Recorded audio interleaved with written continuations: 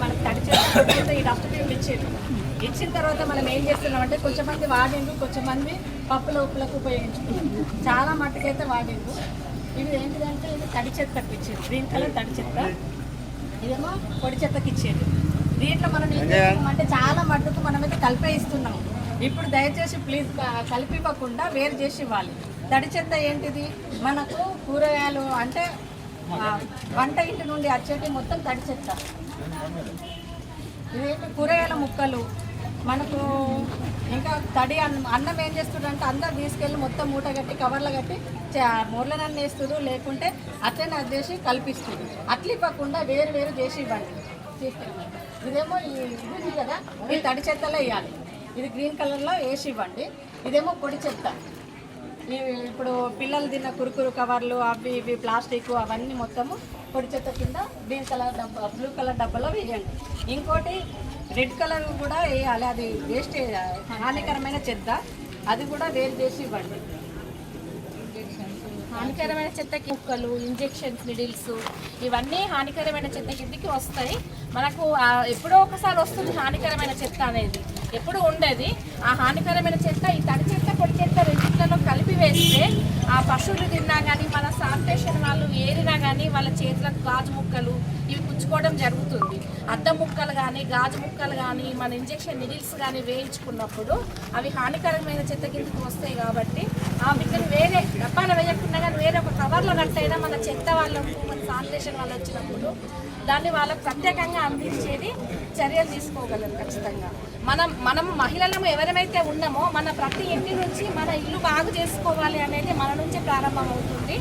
మనము ఫస్ట్ మన ఇంటిలో ఉన్న ఐటమ్ ఏదైతే ఉందో తడి చెత్తకి పొడి చెత్తకి దయచేసి అందరూ అందించగలరు, కలిపి ఇవ్వకండి ఖచ్చితంగా. టీ పౌడరు, ఎగ్గు, బీడీలు కట్ చేసేవాళ్ళు, బీడీలాకు, ఇవన్నీ కూరగాయల ముక్కలు, ఉల్లిగడ్డ పొట్టు మొత్తం కిచెన్ ఐటమ్ గ్రీన్ కలర్ డబ్బాకే వర్తిస్తుంది. పొడి డబ్బా అనేది చాయ్ పత్త పౌడర్ డబ్బాలు, కురుకుర ప్యాకెట్స్, ఆయిల్ ప్యాకెట్స్, పాల ప్యాకెట్స్ ఇవన్నీ పొడి చెత్త కిందకి వర్తిస్తుంది. బ్లూ కలర్ డబ్బాలో వేయాలి. ఈ పొడి అనేది చెత్త అనేది మనం దాన్ని రీసైక్లింగ్ చేసి మళ్ళీ దాన్ని ఇవ్వచ్చు.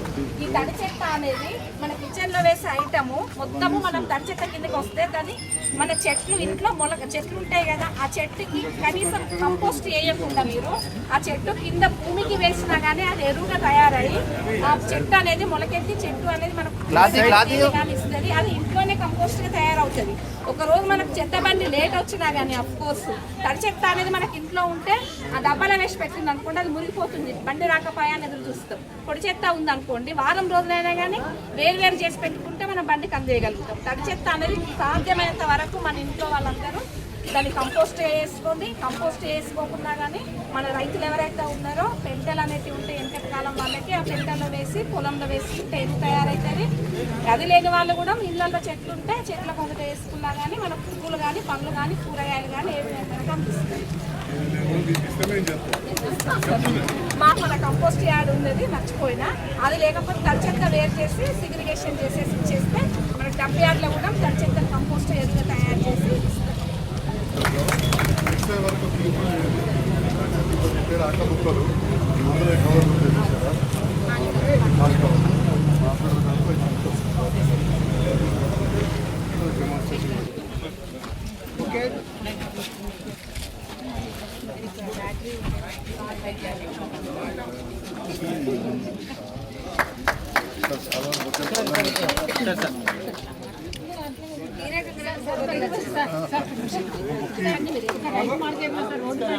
బాగా డిస్టర్బ్ అవుతుంది కూరగాయలు, అదొక్కటి చేయండి సార్.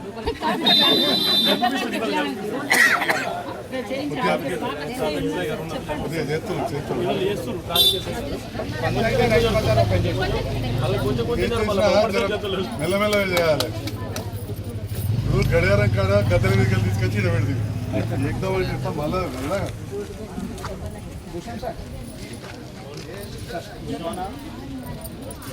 మేడం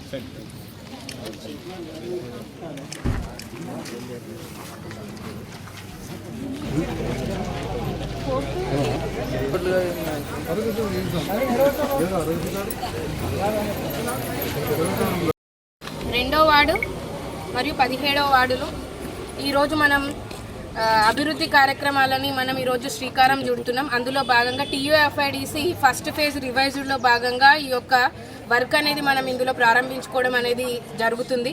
అయితే మొట్టమొదటిగా ఈ కార్యక్రమానికి ముఖ్య అతిథిగా విచ్చేసిన గౌరవ ఎమ్మెల్యే సార్కి, అలాగే మా మాజీ ప్రజాప్రతినిధులందరికీ, ఇక్కడికి వచ్చినటువంటి వార్డు పౌరులకి, మా పురపాలక సిబ్బందికి, మీడియా సిబ్బందికి అందరికీ కూడా హృదయపూర్వకమైనటువంటి నమస్కారాలు. అయితే మాకు ఇప్పుడు మీ అందరికీ తెలుసు, నిన్ననే మనం మొదలు పెట్టినాం ఒక ఇనిషియేటివ్ తీసుకొని 100 రోజుల ప్రణాళిక అని చెప్పి. ఈ 100 రోజుల ప్రణాళికలో భాగంగా మనం పారిశుద్ధ్యం పైన, రెవెన్యూ అంశాలపైన బాగా ఫోకస్ చేయడం అనేది జరుగుతుంది. శానిటేషన్లో కీలకంగా మనం చూసుకుంటే మెయిన్గా వచ్చేది సెగ్రిగేషన్ ఆఫ్ వేస్ట్. ఎందుకంటే మనం ప్రతి ఇంట్లో జనరేట్ చేస్తున్నటువంటి చెత్తని తడి చెత్త మరియు పొడి చెత్తగా వేరు చేసి దాన్ని మనం రీసైక్లింగ్కి కనుక పంపించినట్లయితే, ఆ యొక్క చెత్త ద్వారా మనము వనరులను ఏర్పరచుకుని దాన్ని మళ్ళీ ఉపయోగించుకున్నట్లయితే ఖచ్చితంగా మనము ఈ పారిశుద్ధ్యంలో ఖచ్చితంగా విజయం చెందిన వాళ్ళం అవుతాము. అయితే దానికోసం కష్టపడాలని చెప్పేసి ఈ శానిటేషన్ వర్కర్స్ పొద్దున నుంచి సాయంత్రం వరకు కష్టపడుతున్నప్పటికీ దానికి వార్డులో ఉన్నటువంటి పౌరుల యొక్క సహకారం ఉంటేనే అది ఈజీగా అవుతుంది. ఎందుకంటే చెత్త సేకరణ మీ లెవెల్లో మేము డోర్ టు డోర్ చేస్తున్నప్పటికీ అక్కడ నివసిస్తున్నటువంటి ప్రజలు మీరే చెత్తని తడి చెత్త పొడి చెత్తగా వేరు చేసి అందించినప్పుడు అది ఈజీ అవుతుంది. మాకు దాన్ని తీసుకొని వెళ్ళడం కావచ్చు, మా యొక్క పారిశుద్ధ సిబ్బంది ఎవరైతే ఉన్నారో దాన్ని తరలించడం అనేది వాళ్ళకి చాలా సులభతరం అవుతుంది. సో దీని గురించి ప్రజలందరూ దృష్టిలో పెట్టుకోవాలని చెప్పి కోరుకుంటున్నాం. ఎందుకు ఇక్కడ మేము ఈ ఒక కార్యక్రమం అనుకున్నాము అని అంటే, సార్ వస్తున్నారంటే ఖచ్చితంగా ఇక్కడ జనము సమీకరిస్తారు, ఒక దగ్గరికి వస్తారు. ఇక్కడ మనకు మహిళలందరూ ఒక దగ్గరకు వచ్చినప్పుడు వాళ్ళకి మనం చెప్పే మెసేజ్ అనేది చాలా క్లియర్గా వెళ్తుంది అనేటటువంటి ఉద్దేశంతో మేము ఇక్కడ ఒక చిన్న డిమాన్స్ట్రేషన్ అనేది ప్లాన్ చేసుకున్నాం. ఎట్లా మనము సెగ్రిగేషన్ చేయాలి ఏంటిది అనే విషయం. అండ్ దీంతో పాటు ఇంకొకటి, నాట్ ఓన్లీ ఇన్ శానిటేషన్, ఈ మిగతా రెవెన్యూ అంశాలలో కూడా ఏవైనటువంటి ఇష్యూస్ ఏవైతే ఇప్పటి వరకు సాల్వ్ కానీ ఉన్నాయో, నిజంగా వ్యాలిడ్ ఉండి లీగల్ డాక్యుమెంట్స్ కలిగి ఉండి సాల్వ్ కాకుండా ఈ అండర్ అసెస్డ్ కానీ ఏవైనా ప్రాపర్టీస్ ఉన్నాయో వాటి మీద కూడా మనకు ఈ 100 రోజులలో మనం వాటిని కూడా సరిచేసి అండ్ భువన్ సర్వేలో కూడా నమోదు చేసుకోవడానికి మనకు అవకాశం అనేది కల్పించడం జరిగింది. దీన్ని కూడా ప్రజలందరూ గమనిస్తారని చెప్పేసి కోరుకుంటున్నాం. ఈ శానిటేషన్లో ఇంకా ప్రధానమైనది ప్లాస్టిక్ యూసేజ్.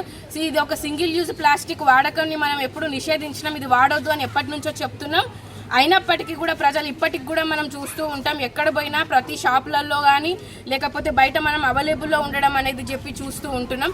అయితే జరిమానాలు విధించడం, తనిఖీలు చేయడం అనేది అదొక ఇన్స్టాంట్ డిసిషన్ లెక్క. అప్పటి వరకు అంటే మనం ఏ రోజైతే జరిమానా విధిస్తామో ఆ రోజే వాళ్ళు మారి ఆ ఒక్కరోజు ఇవ్వరు, కానీ తిరిగి మరలా అది కంటిన్యూ అయ్యేటటువంటి ప్రమాదం అయితే ఉంది. అది ఎప్పుడు మారుతుంది అంటే వాళ్ళ యొక్క మనస్తత్వం, మైండ్ సెట్ అనేది ఖచ్చితంగా మారాలి. ఈ ప్లాస్టిక్ని ఇవ్వడం వల్ల ఇది నా ఆరోగ్యానికి ప్రమాదకరం, ఈ వార్డులో ఉన్నటువంటి అంతేకాకుండా ఈ పట్టణంలో నివసిస్తున్నటువంటి ప్రజలందరి ఆరోగ్యానికి కూడా ఇది అనారోగ్యం, ఇది మంచిది కాదు, ఆరోగ్యానికి హానికరం అనేటటువంటి ఫీలింగ్ వాళ్ళకి ఎప్పుడైతే వస్తుందో అనేది మన దగ్గర ఖచ్చితంగా సాధ్యం అవుతుంది. సో ఇంకొకసారి ఈ యొక్క వేదిక నుంచి మేము విజ్ఞప్తి చేసేది ఏంటంటే, ఈ సింగిల్ యూజ్ ప్లాస్టిక్ని వీలైనంత వరకు మీరు తక్కువగా చేయడం వల్ల లేకపోతే కంప్లీట్గా వాడకపోవడం వల్ల మీరు పర్యావరణానికి చేసేటటువంటి మేలు అనేది చాలా ఎక్కువ ఉంటుంది. ఎందుకంటే ఒక్కసారి మనం జనరేట్ చేసి ఆ చెత్తని మనం తరలించినామంటే ఆ ప్లాస్టిక్ అనేది భూమిలో ఇంకిపోదు, అది తరతరాలుగా అట్లా కొనసాగుతూనే ఉంటుంది. రేపు భవిష్యత్ తరాలకి మనం సంపద ఇవ్వకపోయినా తిట్టుకోరు, వాళ్ళు ఏమి ఇవ్వకపోయినా తిట్టుకోరు, కానీ వాళ్ళకి మంచి ఆరోగ్యం మనం ఇవ్వలేనప్పుడు, మంచి పర్యావరణం మనం ఇవ్వలేనప్పుడు మనం ఖచ్చితంగా మనుషులుగా ఫెయిల్ అయినట్టు. సో ఆ స్థితికి మనం వెళ్లకుండా ఉండాలంటే ఖచ్చితంగా ఈ యొక్క ప్లాస్టిక్ నియంత్రణ మీద మనందరం కష్టపడి పనికిట్టి అవకాశాన్ని కల్పించినందుకు సార్కి ఇంకొకసారి ధన్యవాదాలు చెప్తూ